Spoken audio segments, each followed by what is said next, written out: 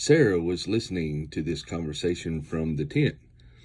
Abraham and Sarah were both very old by this time, and Sarah was long past the age of having children.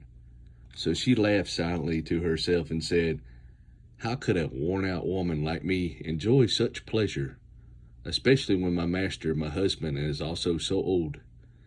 Then the Lord said to Abram, "Why did Sarah laugh? Why did she say, 'Can an old woman like me have a baby?' Is anything too hard for the Lord? I will return about this time next year, and Sarah will have a son." Sarah was afraid, so she denied it, saying, "I didn't laugh." But the Lord said, "No, you did laugh." Abraham intercedes for Sodom. Then the men got up from their meal and looked toward Sodom. As they left, Abraham went with them to send them on their way. "Should I hide my plan from Abraham?" the Lord asked. "For Abraham will certainly become a great and mighty nation, and all the nations of earth will be blessed through him. I have singled him out so that he will direct his sons and their families to keep the way of the Lord by doing what is right and just.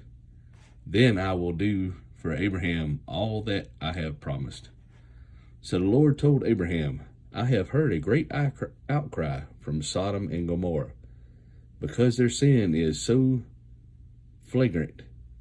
I am going down to see if their actions are as wicked as I have heard. If not, I want to know."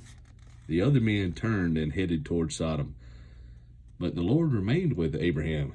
Abraham approached him and said, "Will you sweep away the righteous and the wicked? Suppose you find 50 righteous people living there in the city.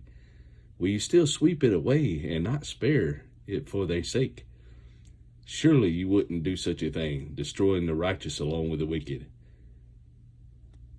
Why, you would be treating the righteous and the wicked exactly the same. Surely you wouldn't do that. Should not the judge of all the earth do what is right?" And the Lord replied, "If I find 50 righteous people in Sodom, I will spare the entire city for their sake." Then Abraham spoke again, "Since I have begun, let me speak further to my Lord. Even though I am but dust and ashes, suppose there are only 45 righteous people rather than 50. Will you destroy the whole city for the lack of 5? And the Lord said, "I will not destroy it if I find 45 righteous people there." Then Abraham pressed his request further. "Suppose there are only 40? And the Lord replied, "I will not destroy it for the sake of the 40. Please don't be angry, my Lord." Abraham pleaded, "Let me speak. Suppose only 30 righteous people are found." And the Lord replied, "I will not destroy it if I find 30. Then Abraham said, "Since I have dared to speak to the Lord, let me continue.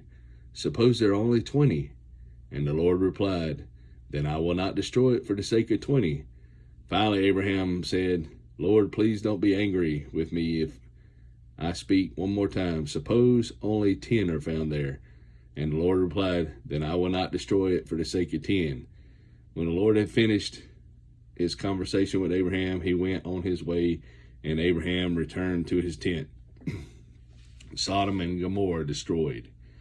That evening, the 2 angels came out of the entrance of the city of Sodom. Lot was sitting there, and when he saw them, he stood up to meet them. Then he welcomed them and bowed with his face to the ground. "My lords," he said, "come to my house and wash your feet and be my guests for the night. You may then get up early in the morning and be on your way again." "Oh no," they replied. "We'll just spend the night out here in the city square." But Lot insisted. So at last they went home with him. Lot prepared a feast for them, complete with fresh bread made without yeast, and they ate. But before they retired for the night, all the men of Sodom, young, old, came from all over the city, surrounded the house. They shouted to Lot, "Where are the men who came to spend the night with you? Bring them out to us so we can have sex with them." So Lot stepped outside to talk to them, shutting the door behind him. "Please, my brothers," he begged, "don't do such a wicked thing. Look, I have 2 virgin daughters. Let me bring them out to you, and you can do with them as you wish. But please leave these men alone, for they are my guests and under my protection." "Stand back," they shouted. "This fellow